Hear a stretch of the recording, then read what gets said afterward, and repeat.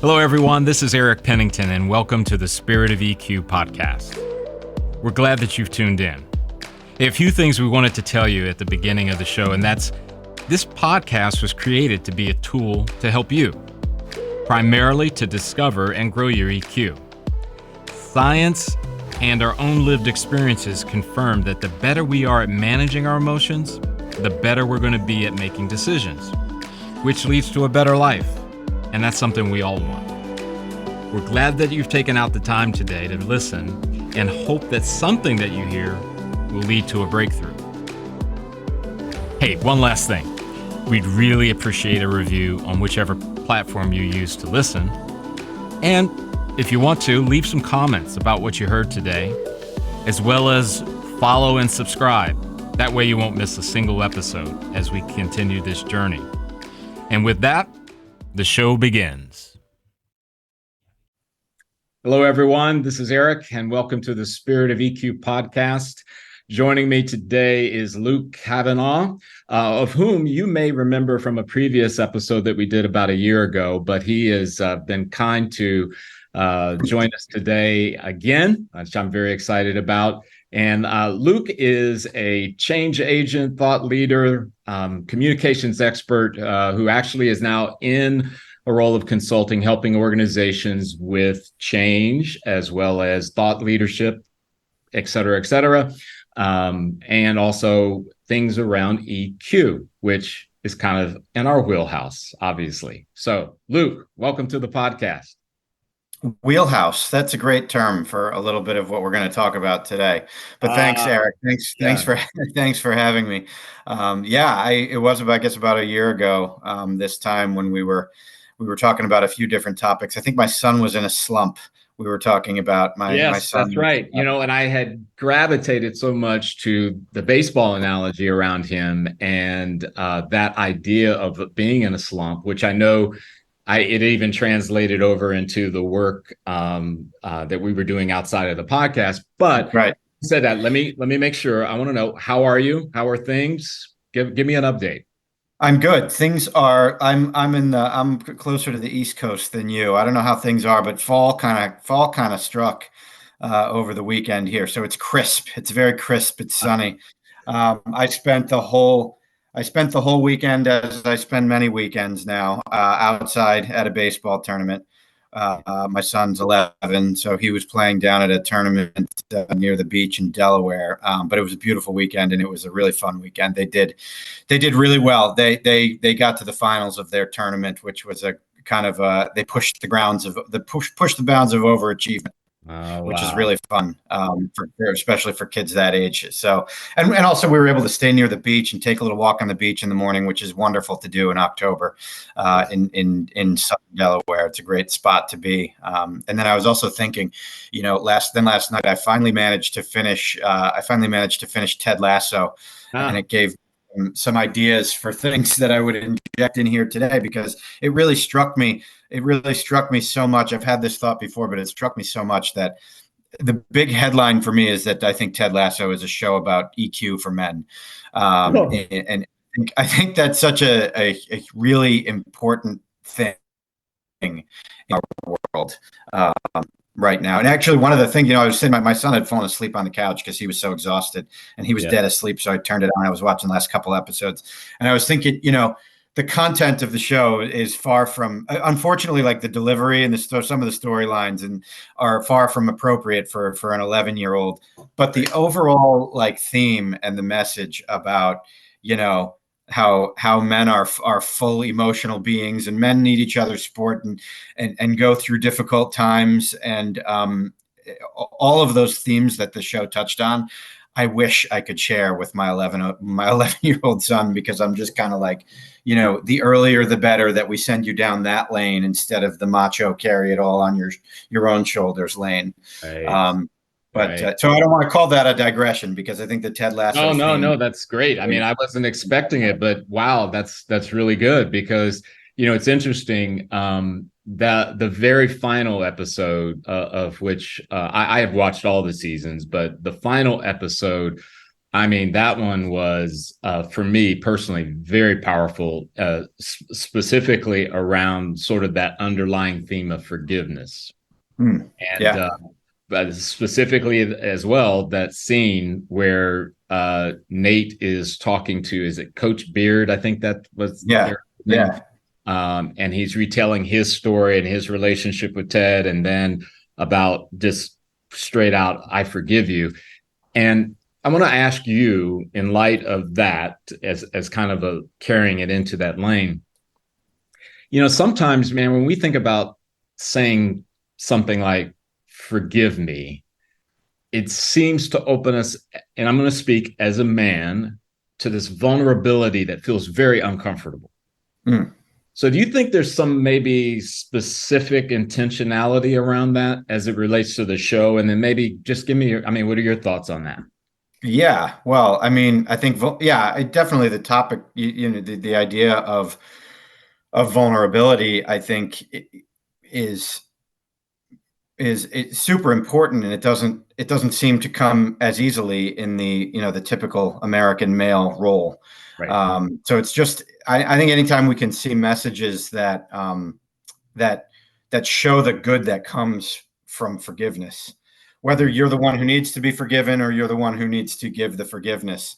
Either way, it's really that's a really important topic. And I thought, in that context, to see how everything got better for everybody around the issue when when forgiveness was granted, even in a situation where many people would have said, well, he doesn't deserve to ever be forgiven. That's an unforgivable thing that he did, right? Right, and I will interrupt you, Luke, for our Yeah, audience.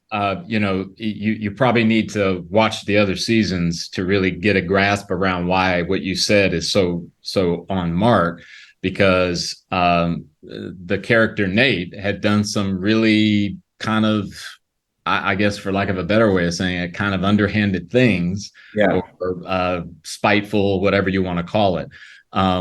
So here's another thing that really comes to my mind too, Luke. I mentioned about it's kind of difficult to express that vulnerability, and I'm starting to wonder, maybe that's the way it's supposed to be. It's supposed to be hard. Do you know what I mean? yeah. Yeah, because I think when I come back to thinking about the incredible value that comes out of that, I mean, Yeah, I guess nothing that delivers that kind of value should be super easy. It's not like it's weird too, because it's not like it's physically hard. It's not it's not like forgiveness is something that's ever, completely unavailable. It might feel like it is, but yeah. it's not really. Yeah, yeah, and I liken that to, I mean, and I know that we're going to talk about some things, believe it or not, for our audience, about baseball, and where's that Yeah. connect? But I think about all of the things that it's necessary for someone to play a sport like baseball, for example, and the training, the practice, the difficulties that are involved in being able to, at least to build yourself to a competency around it. I don't know of anyone I've ever talked to that said, "Oh yeah, that was easy. Oh, it was so easy. I could have Yeah. done it in my sleep." Right. Yeah. Yeah. Um, and I think sometimes, maybe, have we been conditioned in our culture to see that everything should be like AI? I can just type it in and get an answer. Yeah, I mean, I don't, unfortunately, we're like only at the beginning of that with AI, right? That's a different rabbit hole we could go down. I Yeah. think I think that I think, to me, the thing that comes to mind when you say that, though, is the the how much of our culture is built around sort of excuse me, the easy solution, the instant gratification, the instant dopamine hit, the order from Amazon that comes tomorrow or later today, as Mhm. opposed to the thing that doesn't deliver any gratification at this moment but delivers something lasting down the road. Excuse me. Yeah. um, yeah, I think that's the thing that really comes to mind, for me. And I certainly don't begrudge all of the great advancements that we've experienced because of technology. I wonder sometimes if maybe we should maybe move the pendulum more toward, hey, this is going to be tough. What I'm about Yeah. to engage in is going to be difficult. So Yeah. I shouldn't feel like I'm strange. I shouldn't feel like I'm not worthy or I'm bad or whatever. It's just this is supposed to be difficult, right? Hmm. Yep. Because then maybe we won't be so prone to maybe want to shy away from tackling something, quote, right? Yeah. Um, and I think about that. I want to go to this part about EQ for men, right? And I will say from my experience in the work at Spirit of EQ, certainly some of the more difficult, um, the more challenging, or those that may find the work of developing emotional intelligence most challenging are men. Hmm. And I'm just based on my lived professional experience. So what do you think is the value for men to grow their EQ, if you can speak about it from that perspective? Oh gosh, yeah. I'm trying to think about where I want to start to answer that question. Because I mean, the first piece is sort of like, I think that the piece of why it tends to be more challenging for men. I mean, that's one where I'm going to say, we could get into the nature versus nurture kind of Right. philosophy. That's Sure. all nurture, right? Because we know, that we know that, science tells us that, like, men are not men don't inherently have a different set of emotional circuits in them than women do. Like, we experience the same emotions. There might be Yeah. different, tendencies Yes. in the experience, but the system of emotions that guides us through the world, which is a very old, evolutionary system. Men have it, women have it. Yeah. It guides both of us. But, for some reason, men seem to get a little bit more of the message, whether we're receiving it more, that, it's not as important for us, or it's something that we need to kind of put to the side and plow forward with, thinking or acting or whatever. But it's Yeah. just as important. I mean, it's still, emotions still have just as big of an impact on male lives and male decision making as they do on anybody else in the world. Yeah. So, And so, it's so interesting. that's, yeah, go ahead. I'm interrupting you again. It's interesting when you say that too, Luke, because um, what I've found is that, like, in giving talks, depending on the audience makeup and what I know about them, I'll preface a lot of this work with, I'm not asking you to become an emotional person. I'm not asking you to ditch your logic brain, right? I'm just asking you to be open to another area of your brain, to be curious about what's Yeah. going on there, because I don't think anybody would deny that emotions are the driver. Mm. Now, we may not want to manage it or deal with it or whatever the way that someone else does, but from that dynamic, I think I found that to be an important factor, at least for specifically men, to let down that, or to sort of lower that wall to the idea that there may be something more going. So Yeah. I interrupted you, but you just made me think about that. No, yeah, I mean, that's the whole thing of, if I'm going to explain to somebody why it could be important to invest in looking at EQ, it's because whether you recognize the importance of emotions in your life or not, they're running constantly, and they are influencing your decision making, they're influencing your actions and reactions. Your emotions are influencing your energy levels, and so much more. So you can either pay attention to that or not. I mean, be my guest either way, but it's happening. So you're going to have better understanding of how to harness it if you do pay attention to it and understand it. It's almost like rain, right? I can say I'm not paying any attention to rain, but if you don't Yeah. have an umbrella, you're going to Right. get. Right. Right. You can walk outside and say, I'm just going to ignore this rain. Okay, fine. I'm not a big rain guy. I'm not a very rainy person. Yeah, yeah, yeah. So, from that perspective too, it's interesting. When I think about, I mean, Ted Lasso's theme is around soccer. but I think about team sports and in some respects with this. And it really kind of leaped out. One was a non-team sport, the other was a team sport. When the US Open was happening in tennis, and it was the championship match for the women. And it was like after the first set, and I believe it was Coco Gauff had won the set. And I cannot remember the young lady. I believe she was from somewhere in Eastern Europe. But Eastern Europe, right? Yeah. yeah. So the coach, they were interviewing the coach on the break and saying, well, what does she need to do? What is she, now that she's, and he said, she really needs to manage her emotions, not to allow those to, I mean, and Luke, it was almost like this guy was giving an endorsement of EQ. Yeah. But it was so focused on, he knew the role that emotions played and how well she performed. Right. Yeah. Yeah. Boom. Team sport. And it was in football, coach talking about that the quarterback, he's got to keep his emotions in check. He's got to manage those, because if things start to unwind on him, he's going to make mistakes. We're going to throw in interceptions and whatever. And I'm going, yeah, absolutely. So what are your thoughts about that? And I know we're not here to talk about professional sports and what's this and that, but think of it in the sense of the corporate world. Yeah. Right. And maybe you're a leader. And what do you say to those folks?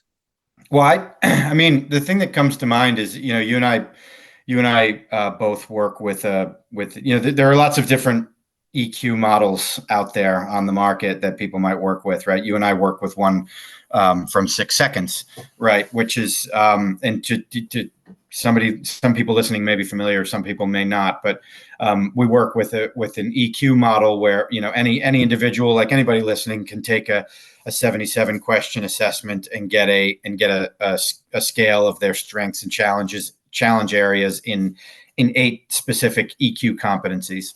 Mm-hmm. Right. So you can see what strengths you use to manage your emotional self and what areas where you might have challenges under stress, or maybe even a blind spot.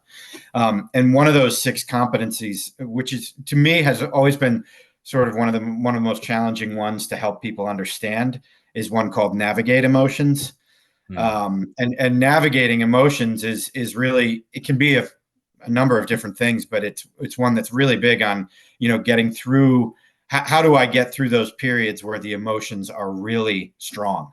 And how do I get through those periods? And if I'm weak with the skill of navigating emotions, then, those periods, they hit me like one of 2 things happens. Either those periods hit me like a tidal wave, and I do things that I regret later, or I say things that I regret later, or I can't perform in my sport. If I'm not good at navigating emotions, those periods of heavy emotions, they hurt me.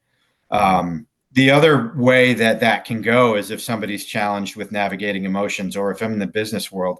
I've actually seen that come a lot where I've come, been in an organization and seen a lot of people that's coming up as a challenge area. And what I noticed was that those people tended to be more like disconnected from how they felt about a situation. Like they would be saying, I really like it here, I really like my team. And I could tell that they weren't really feeling that. And there was a disconnect between, so it's almost like this disconnection from actually feeling what you're feeling, which the danger there is that to me, I think what happens there is strong emotions are running in the background, and you're disconnected from what's actually going on there. And that saps your energy. That saps your sense of purpose. That I think it takes away your internal motivation, and you can end up in a situation where you're like, I'm tired of this. I can't go forward. I can't get up today. That kind of thing. Does that make sense? Yeah, it makes total sense, because it's I find it fascinating in the way you described that, and I love how you kind of played it out in its sequence, right? Yeah. And I've thought about that interconnectivity that you just described. This idea that our emotions don't operate just in this one little silo. The impact spreads as we, again, in this case, what you described, where if we're not doing a job at harnessing and managing and kind of navigating what can happen, and obviously the beautiful part about EQ, right? It's a learnable skill. Yeah. That's that's the ultimate sign of hope, right? Yeah. Yeah. It's not like we're Yeah. talking about either you have it or you don't type thing, Yeah. right? Yeah. Yeah. And I think even to connect that navigate emotions piece to like leaders of business, leaders with the big assignments in larger organizations, Right. the thing I've always felt about, some of the best leaders that I've been around, they usually are high EQ people. That's what it takes to get to that level, or at least that's part of what it takes to get to that level. And the issues that they deal with and the number of people that leaders in an organization, leaders of large organizations deal with, they generate tons of emotional challenge. Those folks are going through a gauntlet of emotional challenges on a daily basis, Yeah. but they handle it really skillfully. It looks like they're not. They're gracious. They manage challenge after challenge in a really down to earth connected way. The great leaders do that. Yeah. And that's what it means. That's why, EQ is so important for leaders. And there are leaders, you are going to come across leaders who have big assignments who actually are disconnected from that. And they can still get things done. They can still be high performing people, but there's an authenticity piece missing there, and people can kind of feel the lack of personal connection. Yeah. So, Luke, when you say that about the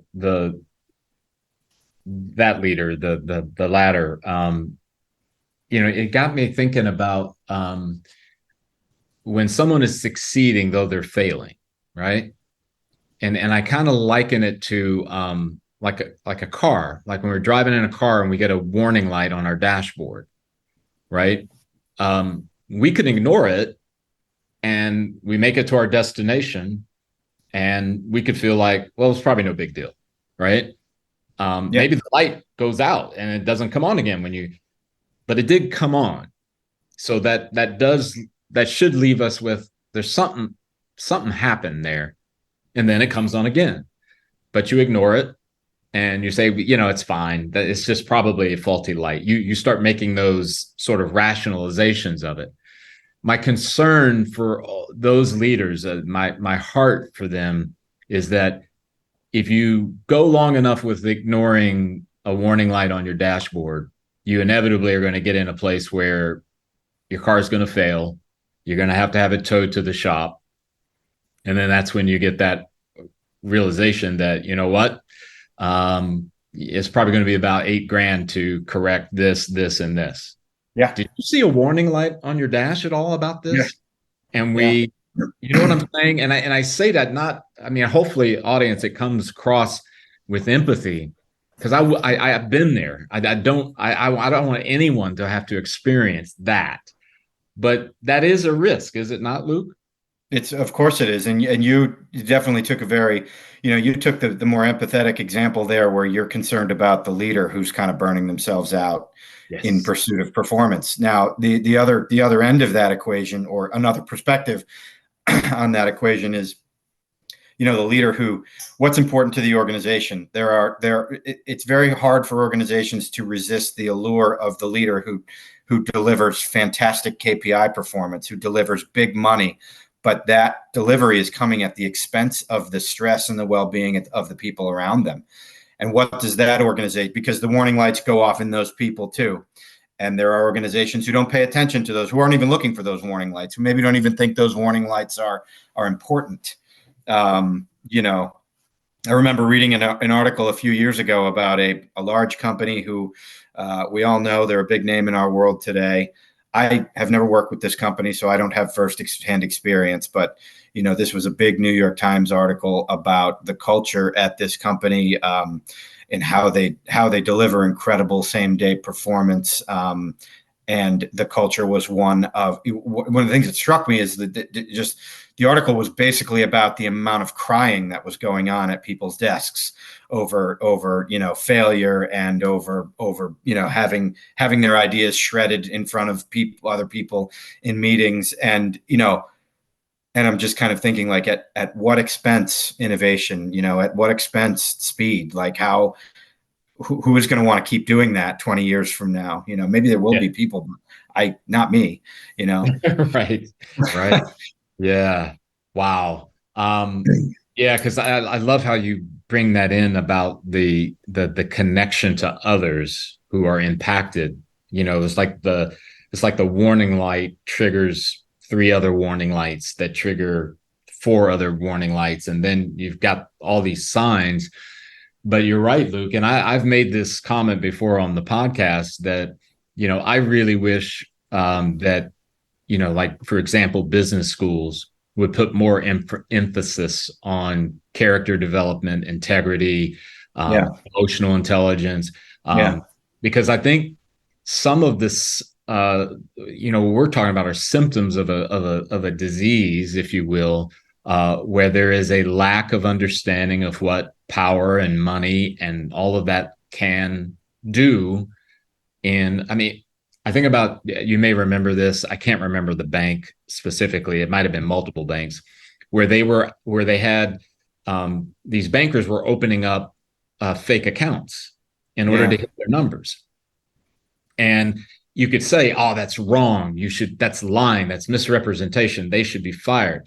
Maybe so, but what was the root of that? Mm. That an organization that said, you've got to hit these numbers. We have to be at this place, and we'll Yeah. whatever it takes. And then the organization just blindly believes that that kind of behavior is not going to bubble up when, oh my gosh, we're 2 weeks away from quarter in, and I'm down by, you fill in the blank, Yeah. right? Yeah. So, and to that point, consequential thinking is another one of the competencies that you and I are familiar, and our audience has heard it on the podcast before. But when that leader sees the red light, what role could consequential thinking play in that, you think? Yeah. I mean, to me, it's pretty, I think that, I think you have to be clear on that everything that's happening in the organization has consequences, and which ones does the organization care about? Does the organization have a holistic sense of what they want the outcomes to be? I mean, to me, I think the organization that has its head in the right place, of we know that securing profitability secures a company's future. So Right. that, I don't say that anything should be done, at the expense, that profitability should come third or fourth. I mean, in a capitalistic market, a Yeah. business has to be profitable. Yep. I think though that our human experience and providing like a net positive human experience for the people that your business touches is, we can't sacrifice that either. So that's the people, that's the people that are doing your business, the people who are receivers of your business, the people who are impacted in that. Like, it's got to be sort of a net. Doesn't mean that there's never pain or there's never challenge or anything, but Yeah. but it should be a net positive. And that's where the EQ piece comes in. Like, I think EQ is the piece where you can measure, is the experience of doing this, is it improving life for me? Is it improving life for the people around me? Are we growing and developing? Are we feeling a sense of fulfillment from doing this? Or are we just paying the bills? Are we just driving growth for growth's sake? Yeah. And I will say with a level of care, if you're in a higher leadership role and the pressures that come with it, I think about the emotion of fear, right? The fear of, if I don't do this, the fear of what if this happens, and on and on and on it goes, right? And I think about it, Luke, you know, the first time that I failed in an entrepreneur venture, I thought that, you know, catastrophic events follow. I'm going Yeah. to I'm going to lose everything. I'm going to be Mhm. embarrassed. I'm not going to be able to, I mean, I'm just going to be on the street, destitute, the whole deal. Right. Mhm. But then I found out when I woke up the next morning that, okay, well, maybe I can try this now, or maybe I can do this now. I still didn't like it. And it's still, I felt I mean, the fear thing kept knocking on my door again. It kept coming up. Now back then Sure. I didn't understand what to do with fear. I didn't have the knowledge that I have now. But what's interesting, when I failed the second time, it was like, well, daggone. But then I could remember, wait a minute, this is not end of world stuff. End of Mm-hmm. world stuff doesn't rise to this. And you know what, Luke? A third time I failed. It was as if, oh, okay, yeah, this happens. We made our bet. It didn't pay off. Got to do something different. Need to learn from it. But I didn't miss a beat, and it was almost like, well, now I understand. Now I know how it feels. So Yeah. its power lessened, right? Mm-hmm. The beauty of EQ for me personally was that now I understood I don't have to run when fear comes. Mm-hmm. Matter of fact, I can invite fear to sit down. Tell me, tell me all of what you want to tell me. Mm-hmm. This is not an issue anymore of, oh my gosh, this event, this situation, run, run, run, you know? And I just think about that power. And that's my hope for leaders in that role is like, you know what? If you work for an organization that says you better or else, okay, you'll be all right. Because Luke, I mean, I'm going to get off this freaking soapbox I'm on, but isn't it? It's ironic to me is that, you know, I don't, what do I lose when I go ahead and go against what I know to be right for me? Mm-hmm. That's much larger than, well, I was fired, my job was eliminated or whatever, because we do get up and we can get up. And I think we're made to get up. You know what I mean? I think Yeah. we're made to be that. Again, requires work and a whole 9 yards. So let's, if we can, let's pivot. I'm going to go back to your son just for a quick second because your son's situation in baseball back last year when had you on, he was going through a slump, and I believe it was a batting slump. Yes. And I thought the story of how he navigated that, obviously with your guidance too, it was just marvelous. So we were in a random conversation, right? And I think it was just we were doing a catch-up call, checking in. How's things? What are you doing? Type thing. And you mentioned that you had started playing baseball again. Yeah. Yeah. Now, Luke, I'm not going to reveal your age to the audience, but I did. When you told me that, I immediately thought, oh, he meant softball, right? Because How I dare you? right? Because I have people around me where I live, that I go to church with, that I, see in the neighborhood or whatever, who play softball. And they're of a certain age group. But then you said, no, baseball. So with that as a segue, there was something in that, and I'll talk a little or ask you about it in a second, but tell me a little bit about that. What's the story behind you picking up baseball again? Yeah, that's a good question. And I have played a lot of softball, and I'll come to that. I have played softball in my adult life, but I, baseball. Well, look, I've been on your podcast twice now, and we've talked about baseball both times. So it's been a big thing, and it's been a big point in my life. I mean, I played baseball from the time I was a little kid. My dad and my grandfather and my family, they were all, they were all big baseball fans. I grew up in New England. So I'm in my mid 40s, we'll say. My first trip to Fenway Park was to see Carl Yastrzemski play in his final season. It was really important for my dad and my grandfather to bring me and my sister there to see Yaz one last time in 1983, and I still Wow. remember that. I still remember that game. And I mean, and I played baseball. I lived in a town where baseball wasn't big. I actually lived in a town where soccer was really big.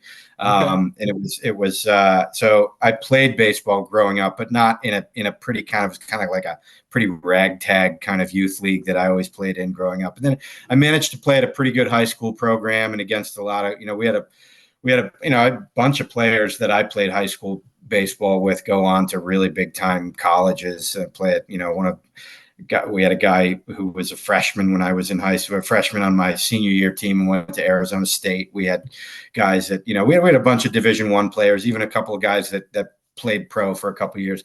So I played through high school at a good program. And then I never, like my last high school game of my life, I never played baseball. I never put a uniform on again. I never played baseball again. I played some slow pitch softball, for a number of years. In my 20s and 30s, and made a lot of great friends doing that, actually. Friends that are still friends today and become friends with my family, and that that was fun. I mean, that was it was always great to be on a team and have some competition.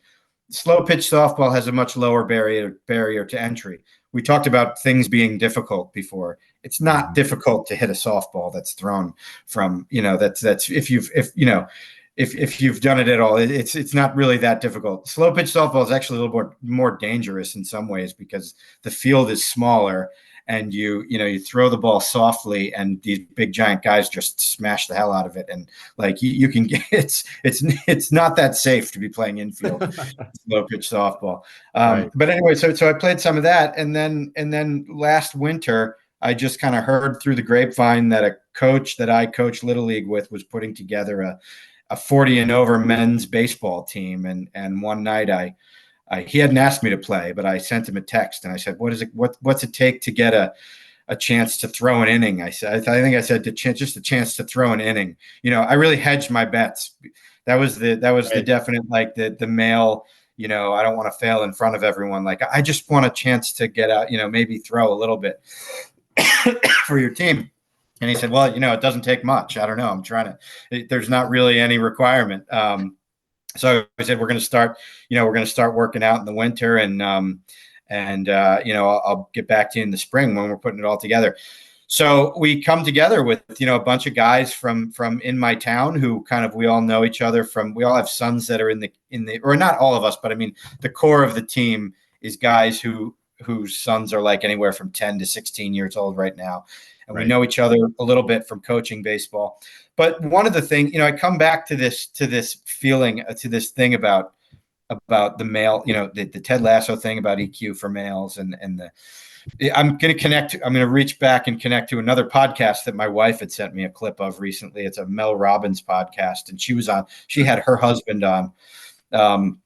And her husband does retreats for men, I guess, because he hit a point of entrepreneurial failure, like you described, and he started looking into he really took that hard, and he talked about 5 things that he sees in guys who are really struggling in their 40s and 50s, and a couple of them include, guys not having enough friendships, not having enough true friendships in life. Men having this feeling of the need to carry everything on their shoulders and provide everything, and all of these things kind of conspiring to sap men's energy and sense of purpose. And I won't say that I feel all of those things, but coming together with a bunch of guys of that age, and forming a baseball team in a sport where there's a lot of failure in front of people.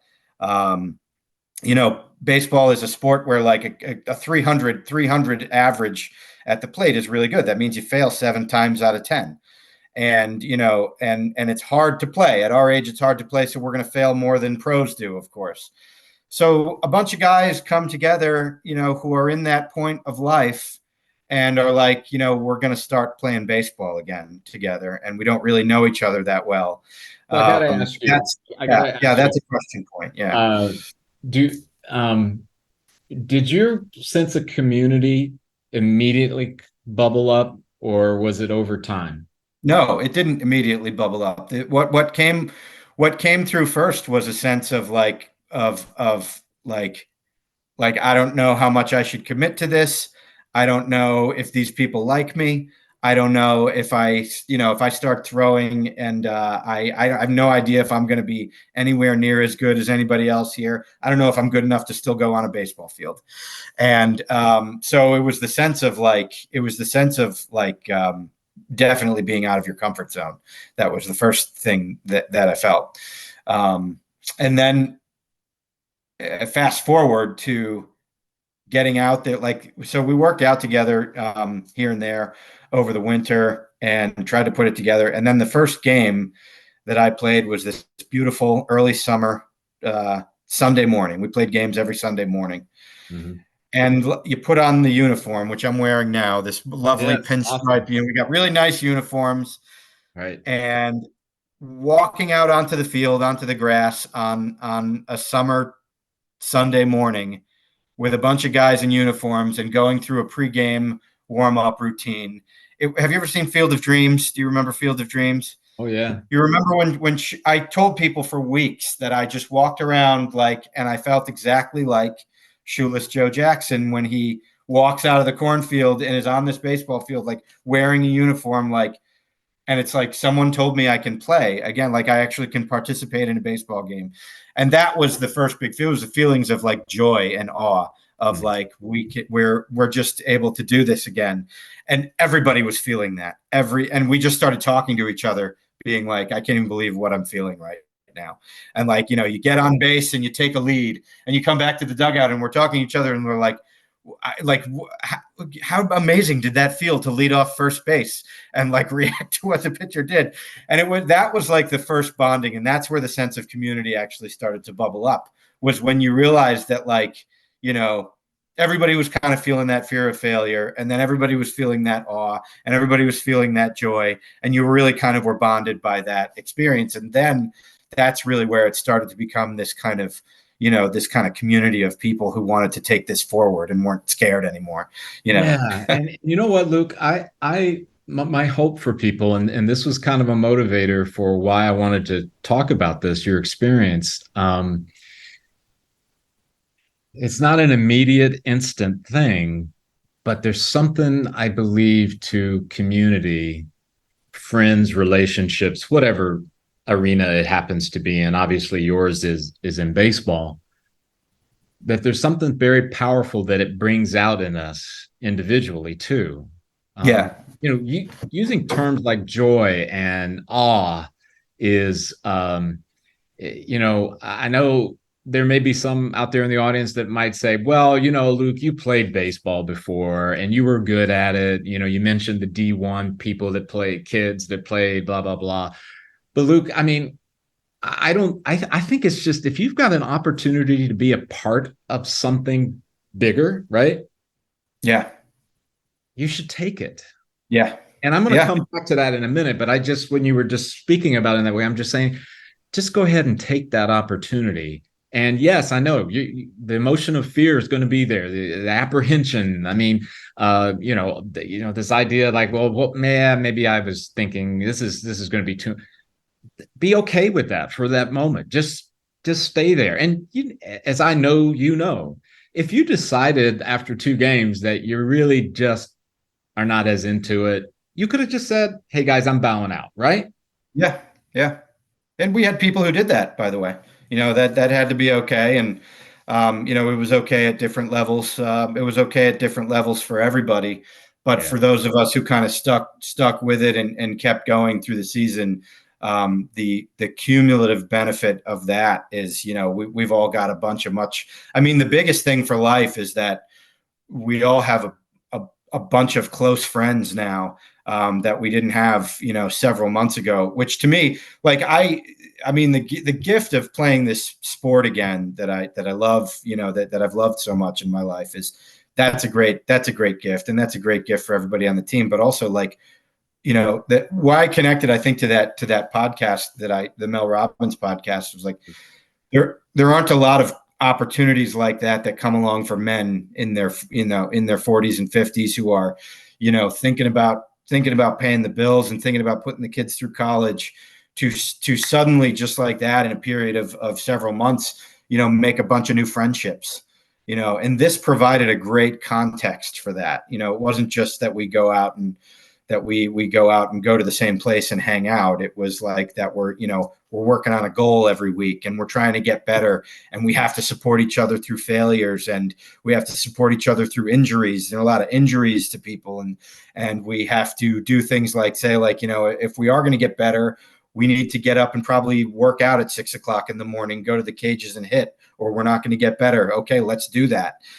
So it provided this great canvas, I think, for relationship building that was just really right for people at our stage in life. Yeah. So, one of the things that makes me think about, and we're talking about relationship building, and you've communicated some of the dangers of being disconnected, which I think is great irony, is that we're the most connected generation or society, but yet we are at our highest point of loneliness, right? Yeah.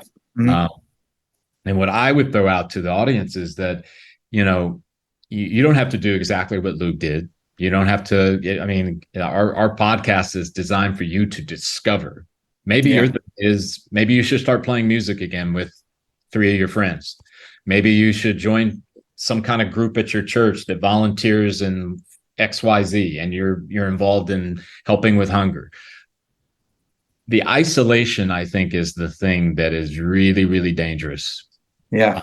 And it can easily get normalized in your life if you're not careful. Sure. And I would dare say, and I think one of the things that we talked about offline in that conversation, was this idea about time and as far as age and our self-talk around, well, I can't do that. Well, I don't have time for that. I'm now responsible for this, that, and the other.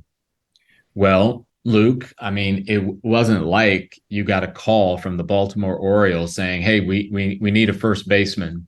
We'll give you a shot. Tryouts are next week. Can you be here?" I mean, what? Huh? How? Yeah. Where? Right? But this is not like in your case. And again, I'm going to stress this is the path you chose, the path that worked for you. It wasn't easy, but Luke, I mean, you're not going to tell me, well, I had to audition. I had to try out for 5 different teams. It took me 19 months to get an answer. And then I had to spend $50,000 and okay.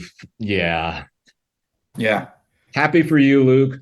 But at the end of the day, it wasn't, I mean, this is reachable. And that's what I'm talking about. Why don't we find those things that are reachable and make it a mission that we don't allow ourselves to fall into isolation? Because I am of the mind, and I've used this example before in other situations, that, you know what? I kind of liken it to not Ty Cobb, it was Satchel Paige. There's legend that nobody ever really knew how old he was. Yeah. It was like the urban legend, if you will. And there was a quote from him. How old would you be if you didn't know how old you are? Mm-hmm.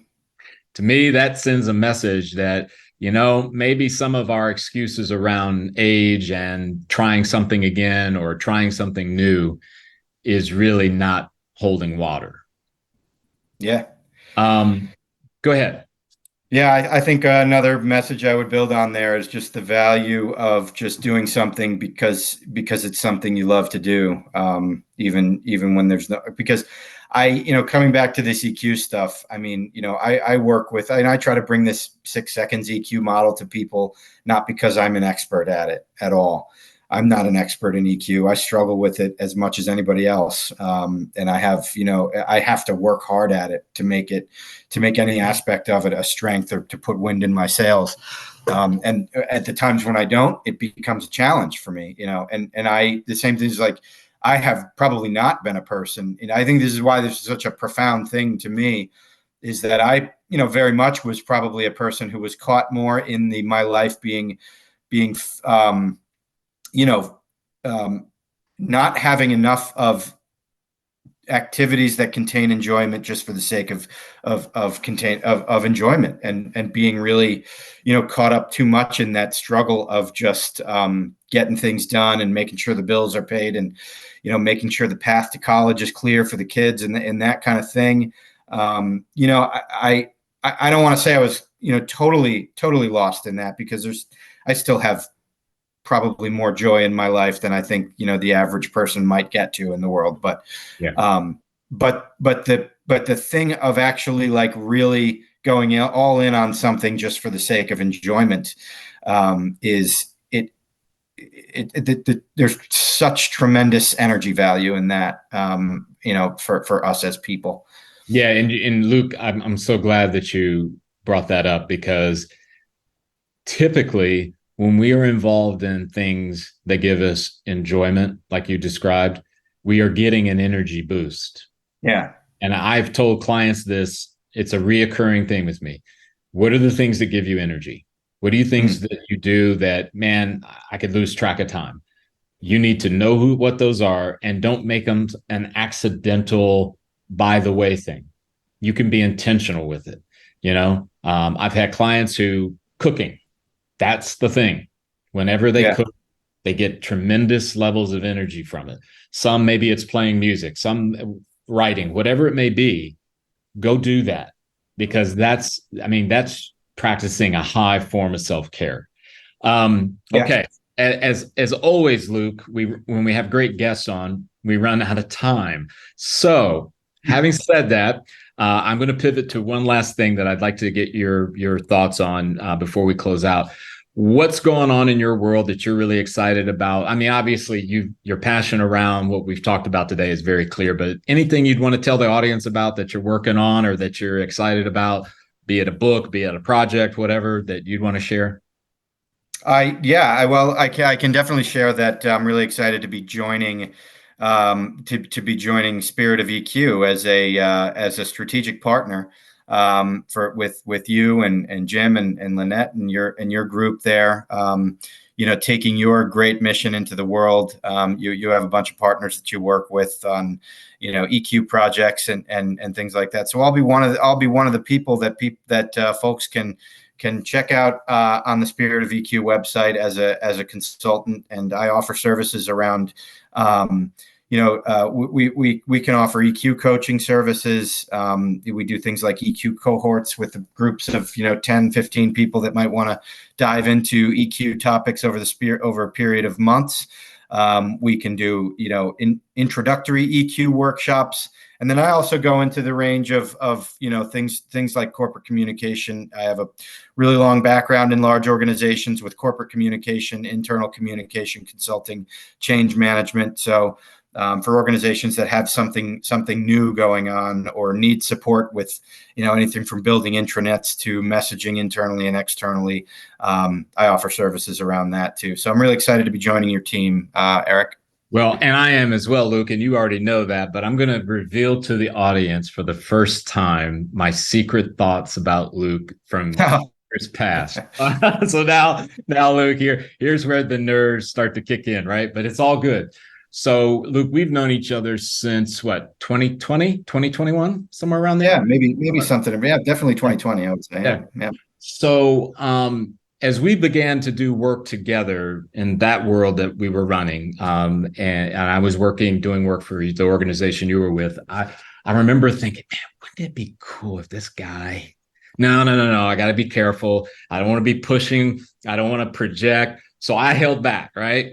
But man, there were multiple times where I'd go, man, it'd be really cool if he, but then I was like, no, you can't, you don't mess with, people have got their path. I am just grateful that the way things played out, of which I would have never said, oh, it's going to happen this way, and then, because I don't think life delivers that for us. It just lined up to where it was something that was right for you. And I've always practiced that approach with anybody that I'm interacting with, whether it be a client or in this case, a strategic partner. It's got to be right for them. And yes, selfishly, I'm glad that it worked out to be our benefit, my benefit selfishly. So we're excited as well. So with that, audience, we appreciate you tuning into the podcast again, and we look forward to the next time we're together. Take care.